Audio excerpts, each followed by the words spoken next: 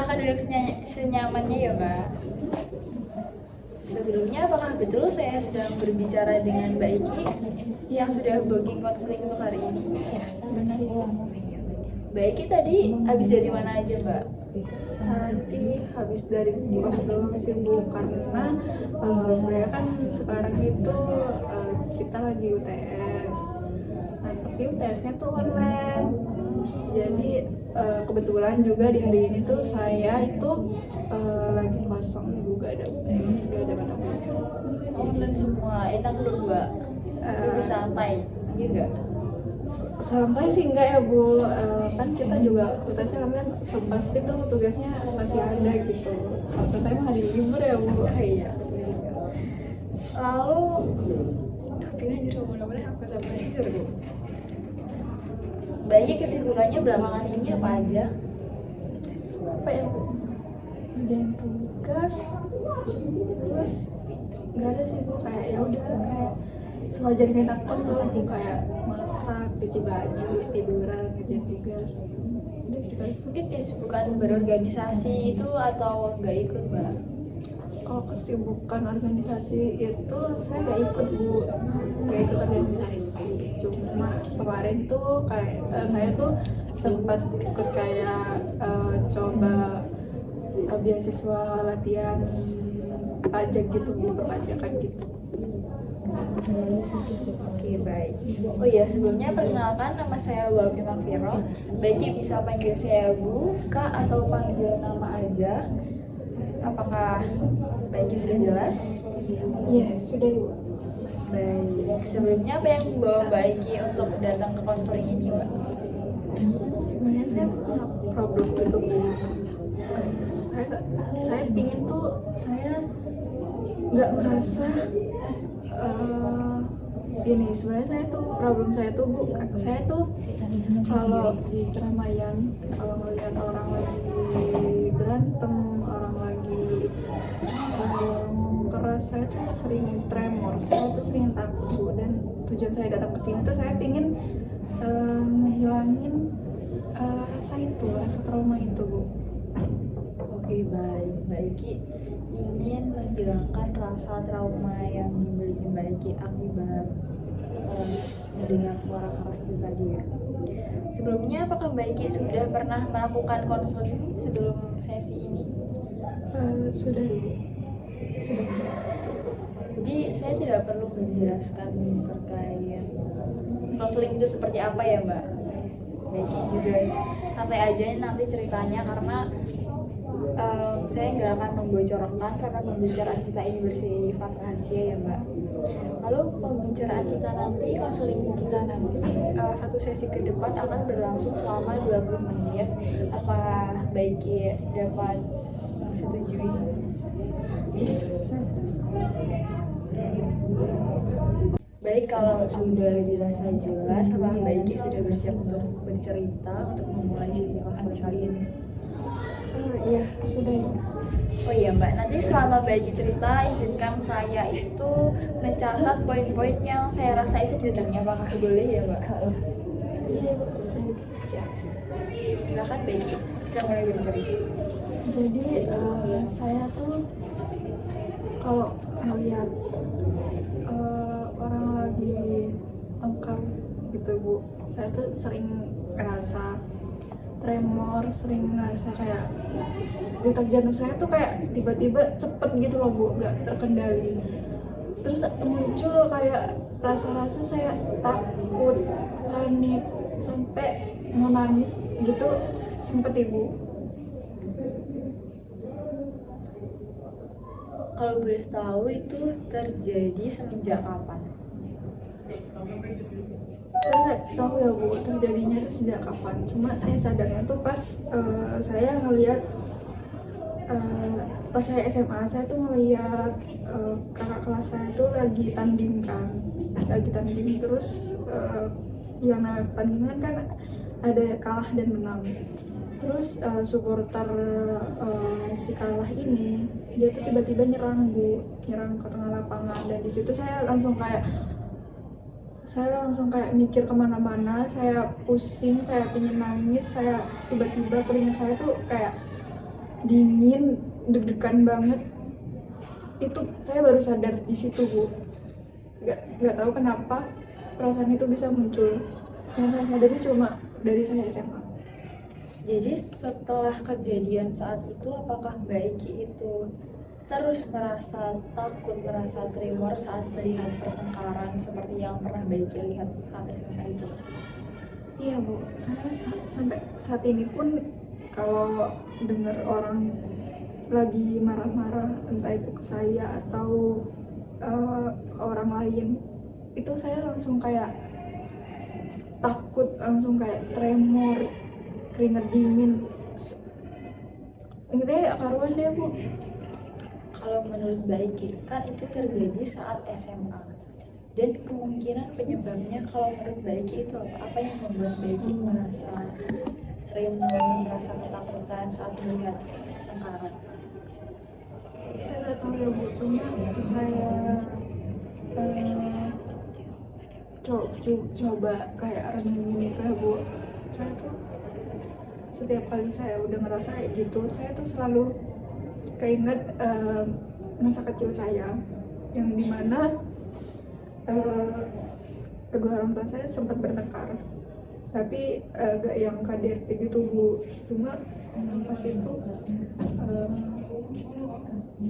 di situ ada saya. Pas itu bapak saya tuh mecahin meja kaca. Baiki bisa meluapkan emosinya terlebih dahulu, Mbak. Ini sangat membuat Baiki. Ya, bapak saya tuh kayak mecahin kaca, terus tiba-tiba kayak ibu saya juga tiba-tiba keluar rumah. Saya masih belum paham waktu itu permasalahannya apa, terus mereka ngomong apa itu saya gak begitu mengerti. Cuma yang saya ingat pas bapak saya mecahin kaca itu, mereka saling adu argumen ya. Cuma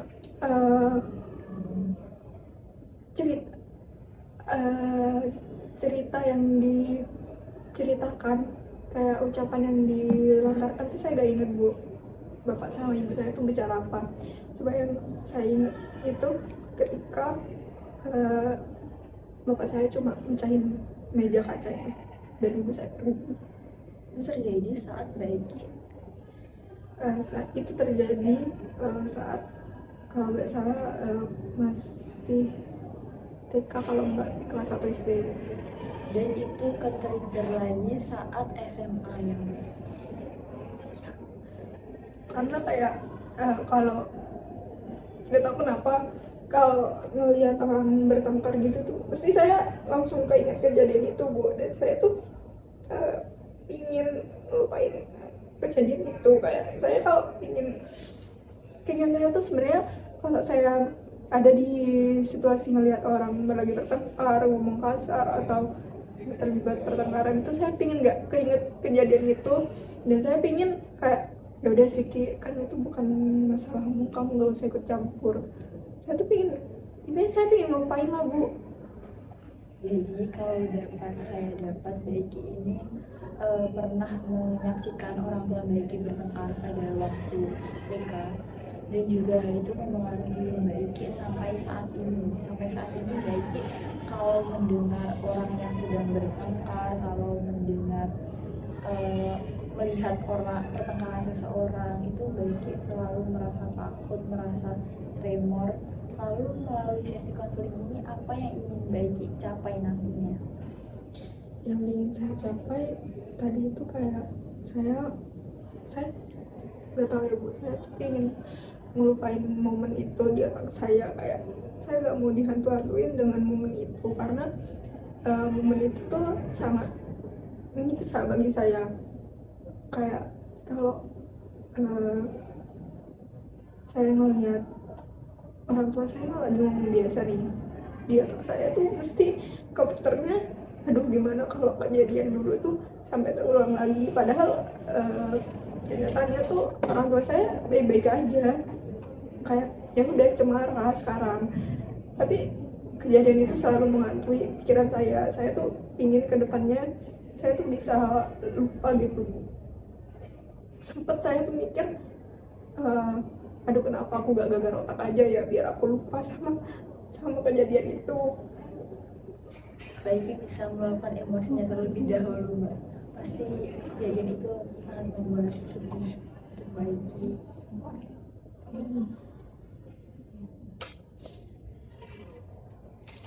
Lalu kejadian itu apakah terjadi berulang? Kok bisa menjadikan Baiki itu trauma? Apakah kalau itu terjadi berulang sehingga sangat membekas? Gak pernah Bu, itu pertama kali dan semoga itu yang terakhir kalinya. Saya berharap itu terakhir kalinya. Setelah kejadian itu gak pernah ada kayak kejadian yang serupa lagi.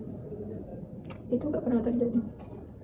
Apakah Baiki tidak pernah mendengar pembicaraan kayak yang menyebabkan hal itu apa sih? Itu Baiki gak pernah tahu sampai sekarang. Saya gak pernah tahu Bu, karena kayak ingatan saya tuh kayak selalu kayak mendorong saya tuh itu lupa yang akhirnya kayak saya tuh bener-bener aduh dulu kenapa ya aku sempat kejadian kayak gitu. Yang saya ingat tuh ya cuma kayak mecahin kaca, pergi, saya diajak bapak saya untuk ke rumah nenek saya yang dimana ibu saya ada di situ, dan akhirnya kayak selang beberapa minggu saya tuh tinggal sama ibu saya, dan akhirnya kayak bapak saya tuh kayak mohon gitu biar ibu saya tuh pulang, dan akhirnya pulang ke rumah bapak saya. Dan setelah hal itu tidak pernah terjadi peristiwa seperti itu lagi ya Pak? Gak pernah Bu, tapi anehnya gak tahu kenapa saya gak bisa lupa sama kejadian itu. Apakah Mbak Iki punya saudara? Punya Bu, saya 5 bersaudara.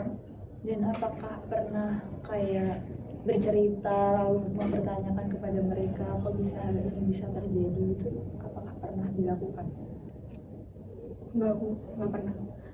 Karena seingat saya gak tahu kenapa seingat saya tuh di rumah tuh cuma ada saya sama adik saya doang yang akhirnya diajak ke rumah nenek tuh cuma adik sama saya doang, karena ya di rumah itu cuma ada kita berdua Bu. Jadi saudara Mbak Iki yang lain tidak mengetahui peristiwa tersebut? Saya nggak tahu pasti ya Bu, cuma kakak-kakak saya tuh diceritakan atau mereka memang tahu dari orang lain, saya nggak ngerti. Cuma yang saya ngerti tuh di peristiwa itu cuma ada saya sama adik saya doang. Pasti berat jadi baik karena harus memendam ini semua sendiri, dan kalau belum bercerita ke saudara mereka juga ternyata belum mengetahui tentang peristiwa ini. Baik, kalau boleh Ibu bertanya, apa yang terlintas di benak Mbak Iki saat saya mengatakan kata bertengkar?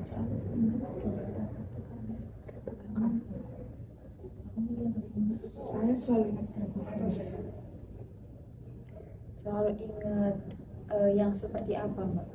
Ya selalu ingat kejadian yang tadi itu Bu. Ini tuh kayak ngantuin saya kayak pertengkaran. Jadi di otak saya tuh kayak isinya apa ya, kalau ngelihat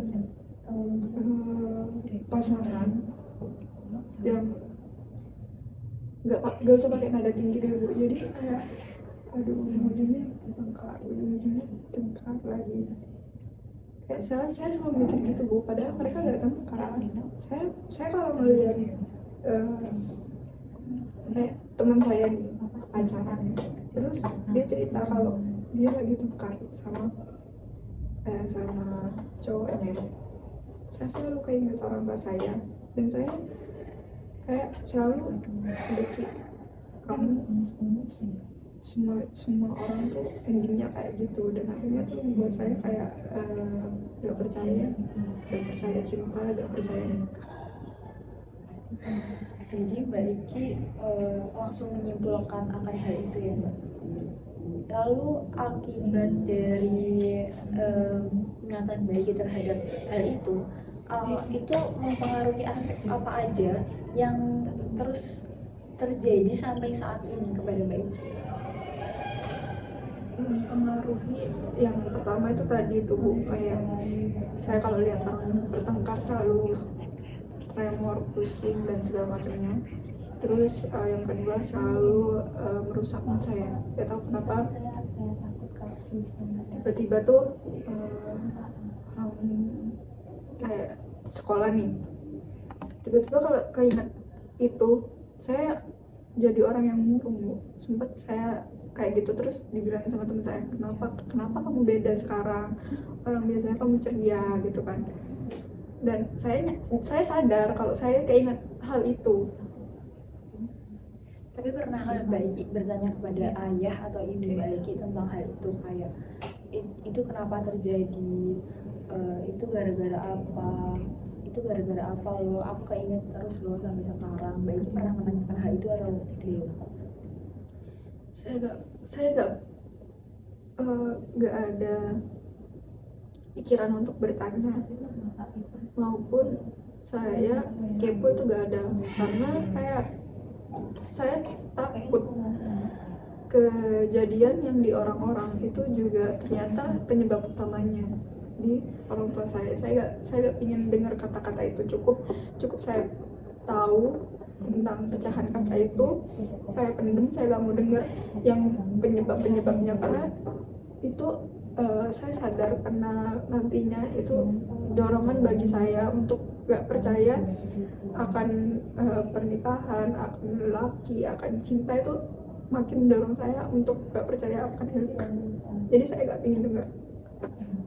Tapi karena Mbak Iki tidak pernah menceritakan itu kepada orang tua, sebenarnya itu hubungan Mbak Iki dengan orang tua itu dekat atau hanya biasa aja gitu? Hubungan saya sama orang tua amat sangat dekat. Saya kalau sehari-harinya dari saya SMA, saya tuh kalau apa-apa itu cerita sama ibu saya. Kalau sama bapak saya juga cerita, juga deket, karena kayak saya merasa disayang, saya merasa dimanja, karena ya udah deket aja selayaknya kasih sayang anak ke orang tua dan juga kasih sayang orang tua ke anak. Itu yang saya rasakan. Jadi fine-fine aja kalau dari komunikasi, dari kedekatan sama orang tua itu fine-fine aja. Jadi kalau bisa saya tangkap, sebenarnya sampai saat ini hubungannya itu baik, bahkan sangat baik, bahkan komunikasi pun juga baik. Tapi hanya saja Mbak Iki sangat dihantui dan sangat teringat akan memori masa kecil Mbak Iki yang sangat mengganggu bahkan di berbagai aspek Mbak Iki tadi.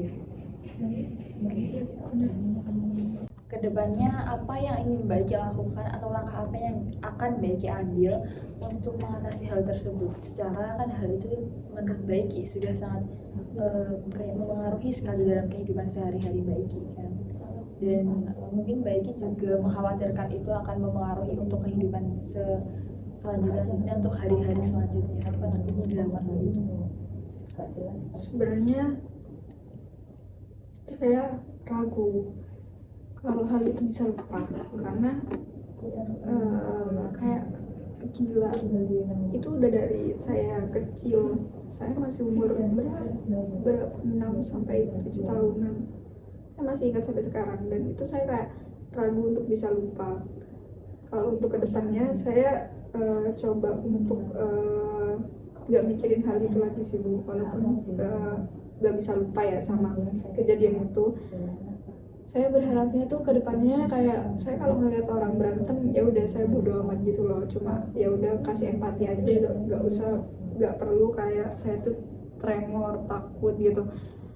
Karena ya kalau orang nggak dikenal kan ya udah itu masalah dia, kamu cuma ngeliat Ki. Kalau kamu merasa empati itu wajar. Dan saya coba nerapin pikiran-pikiran positif, kayak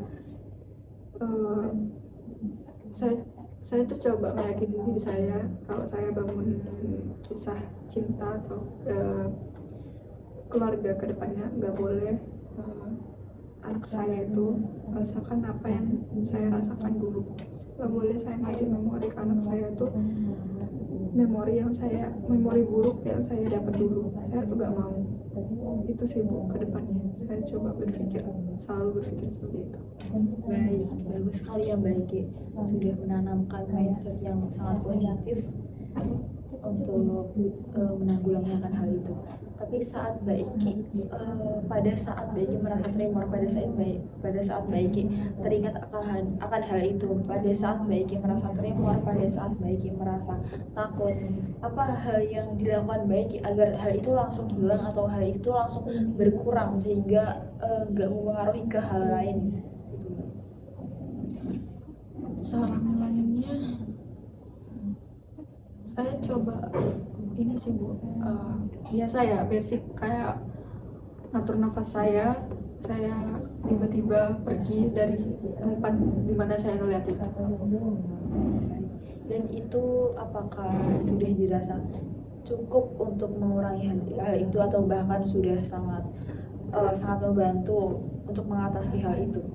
Mungkin kalau ngebantu Bu, karena ketika saya selesai nih ngelihat hal yang di sekolah tadi, ketika saya pulang ke rumah tuh saya tetap inget kejadian detailnya tuh kayak apa, bahkan suaranya pun masih mengganggu pikiran saya. Tapi itu cukup ngebantu saya kayak mungkin hari demi hari saya bakal lupa. Jadi hal itu sangat membekas ya di benak Mbak Iki. Lalu upaya-upaya tadi itu jadi dirasa efektif atau masih kurang? Kalau untuk melupakan tragedinya kurang, tapi kalau untuk menenangkan diri saya sejenak, untuk menenangkan mental saya, mood saya, itu cukup efektif bagi saya. Baik, sangat bagus sekali Mbak Iki sudah menyadari akan hal itu. Mbak Iki juga mempunyai cara sendiri dan itu sudah dirasa efektif untuk mengurangi reaksi dari trauma tersebut. Dari sesi konseling ini, apa yang dapat Mbak Iki ambil atau insight apa yang Mbak Iki dapat dari sesi konseling kita kali ini, Mbak? Insight yang saya dapat kayak sebenarnya saya agak lega sih Bu. Tadinya kan saya sama sekali gak ceritain ini ke siapa-siapa, teman terdekat saya pun, teman masa kecil pun saya agak cerita, karena kayak menurut saya ya udah kayak kamu keep itu, bagi saya itu aib, jadi saya keep sendiri. Ketika saya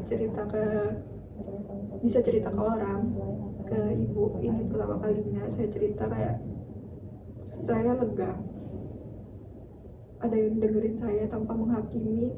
Kalau apa ya, kalau kayak menyepelekan gitu loh Bu, kayak ya udah sih lupakan aja, kayak itu kan udah lama, saya kan cuma butuh didengar doang. Jadi saya agak lega dan saya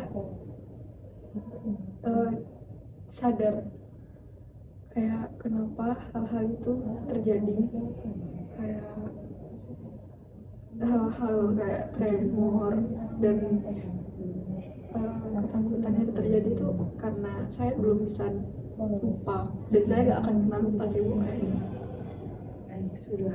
Baiki sudah keren sekali, Baiki sudah sangat berani untuk dapat bercerita, apalagi ini untuk pertama kalinya Mbak cerita tentang hal itu ya Mbak ya.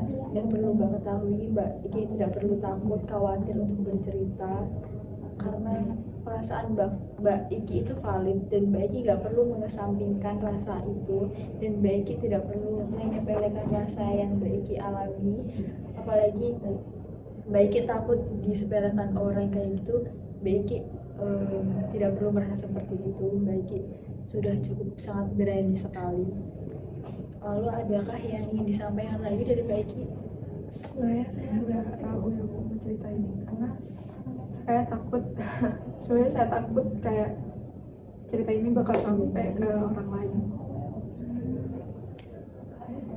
Mbak Iki tidak perlu khawatir Mbak, karena ini pembicaraan kita ini yang bersifat rahasia, dan saya nggak akan bercerita ke siapapun. Namanya Mbak Iki pernah mengalami akan hal itu, bercerita kepada orang lain lalu dibocorkan kemana-mana gitu. Gak pernah sih Bu, pernah, cuma itu udah lama banget sih. Akhirnya ini enggak, tapi saya takut aja Bu. Hal itu membuat Mbak Iki tidak percaya lagi gitu ya. Mbak Iki tidak perlu khawatir Mbak. Dan mungkin memang Mbak Iki harus berhati-hati ya Mbak untuk bercerita tidak kepada sembarang orang gitu ya Mbak. Gak usah dibahas ini masalah lain. Kamu masih menutup ini. Karena sesi konseling kita telah berlangsung selama 20 menit. Terima kasih Mbak Iki telah bercerita, terima kasih Mbak Iki sudah mau terbuka pada sesi konseling kita kali ini. Kalau Mbak Iki dirasa ingin bercerita atau memiliki keluh kesah di hati, memiliki cerita yang ragu untuk diceritakan kepada orang lain, apalagi Mbak Iki merasa sangat pilih-pilih itu tadi untuk bercerita karena takut diberitahukan kepada, disebarluaskan kepada orang lain, Mbak Iki bisa booking sesi konseling untuk selanjutnya. Makasih ya Bu karena udah mau dengar cerita saya dan saya ngasih kepercayaan saya ke Ibu. Terima kasih ya Mbak Iki, semangat terus menjalani hari-harinya, semangat kuliahnya Mbak Iki. Saya pamit dulu Bu.